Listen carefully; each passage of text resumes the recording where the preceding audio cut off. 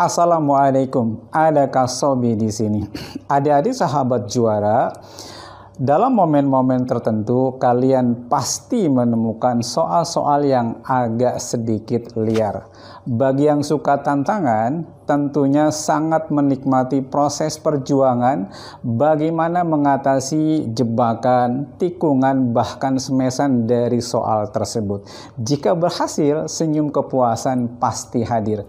Nah, di channel ini Kak Sobi akan berbagi triks dan sentuhan yang pas bagaimana menaklukkan soal romantis itu dengan jurus sadis, satu soal dibabat habis.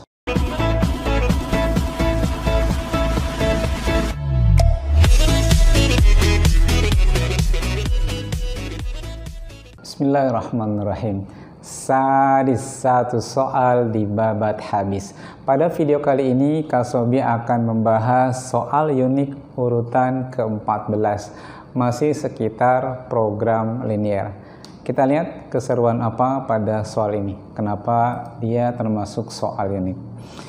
Ini pernah ada di soal masuk PTN ya. Yang pertama adalah lagi-lagi ini tampilan soalnya tidak umum. Terus seperti novel ya, banyak soal cerita. Tapi inti permasalahannya sama sih. Ada sebuah fungsi sasaran, ada fungsi kendala. Yang diminta adalah kira-kira maksimum, minimum atau seperti apa ya, itu yang sekitar ya, itu yang ditanyain. Oke, lagi-lagi karena ini sifatnya pengulangan, untuk menggambar garis, menggambar daerah penyelesaian, Kak Sobi berikan langsung kira-kira daerah yang memenuhi dari keempat fungsi kendala itu seperti apa, lihat yang sudah jadinya ya. Oke, seperti ini. Sekedar pengulangan, Kak Sobi juga boleh terangkan sebentar ya. Ini lambangnya adalah lebih besar. Ini juga koefisien X sudah positif, maka nanti yang diambil adalah sebelah kanan garis. X-nya 1, Y-nya adalah min 2. Ini garis yang pertama nih. Lebih besar ke kanan ya. Terus yang kedua juga sama, lebih besar, ini sudah positif, X-nya 6, Y-nya 3. Ini garisnya. Ini yang kedua nih. Yang kedua. Ke sana. Dan udah gitu, X dan Y-nya adalah positif, sehingga dia ada di kuadran pertama. Nah, sekedar catatan, kalau ada daerah terbuka seperti ini, ada 3 kemungkinan yang akan terjadi. Dia hanya memiliki nilai minimum saja, dia hanya memiliki nilai maksimum saja, atau bahkan nanti dia tidak punya nilai minimum dan maksimum. Nah, kira-kira penjelasannya seperti apa? Oke, kita bersihkan dulu layarnya sehingga nanti membahasnya lebih mudah. Oke, kita teruskan pembahasannya. Biasa adalah langkah yang pertama adalah dari gambar kita baru melihat 2 titik penyelesaian. Nah, ini yang menggunakan cara titik potong pasti menggunakan itu banyak kelemahannya dan tidak akan pernah selesai. Sehingga soal-soal tipe ini harus menggunakan garis lidik. Nah, sekarang yang kita harus posisikan adalah fungsi dari sasarannya. 500 ditambah dengan X ditambah dengan Y. Sekedar wawasan saja, pengulangan ya. Ya, nanti untuk menggambar garis lidik yang mewakili dia adalah dia nanti memotong sumbu X itu yang ada di koefisien Y di sini ya, 1. Dan memotong sumbu Y juga sama, ada yang di sini koefisiennya 1. Sehingga nanti dia memotong sumbu X di 1,0 dan Y di 0,1.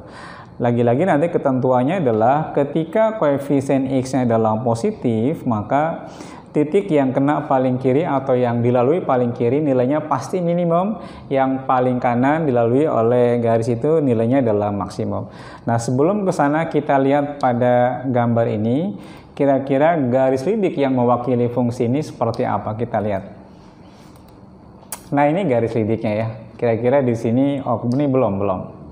Kita belum bicara ke sini, 1, ini juga 1. Yang belum bisa gambar garis, nah ini garisnya, dia miringnya ke sini. Nah, sesuai dengan ketentuan adalah Geser garis ini ke titik penyelesaian yang ada. Oke, kita coba geser ya. Ini cuma bayangan doang. Ada di titik yang pertama di sini, ya. Di sini sama di sini. Nah, dari gambar kan kelihatan titik yang dilalui paling kiri karena koefisien X-nya adalah positif, maka dia itu nanti minimumnya di sini. Nah, ini dia memiliki nilai minimumnya di situ, ya. Sehingga dalam kondisi seperti ini, mana titik yang dilalui paling kanan yang nggak ada? Ini kan daerahnya ngablak terbuka, ya.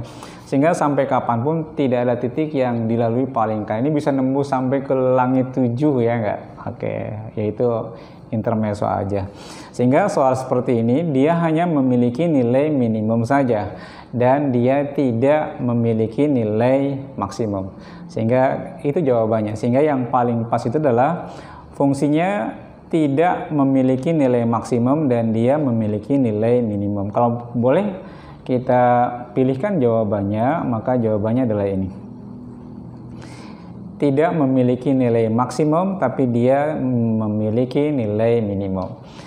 Misal ada kemungkinan ya. Sebentar biar lebih bersih, Kak Sobi coba hapus. Oke. Misal ada kondisi gambar yang sama, cuma daerah garis lidiknya miring seperti ini. Kira-kira ada nggak titik yang kena paling kanan, titik yang kena paling kiri? Ini yang kelihatan kan cuma 6. Ada nggak kira-kira titik yang kena paling kanan? Ini kan sekali lagi daerahnya adalah terbuka. Ini bisa kita teruskan ke sana ya, sesuai dengan kebutuhan. Ablak sampai ke langit 7 lagi-lagi.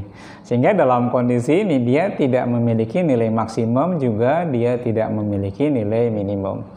Ya, nanti dalam soal hati-hati ketika daerahnya terbuka tadi ya, ada 3 kemungkinan, hanya punya nilai minimum saja, maksimum saja, atau dua-duanya. Oke, untuk sementara itu nanti seperti biasa ada soal berikutnya akan kita bahas ya di video yang akan datang mengenai persamaan. Nanti kita bahas di video berikutnya. Oke, untuk video kali ini sampai di situ. Silakan berlatih dalam soal-soal yang lain sekali lagi untuk mengasah kemampuan dalam menaklukkan soal-soal yang agak liar.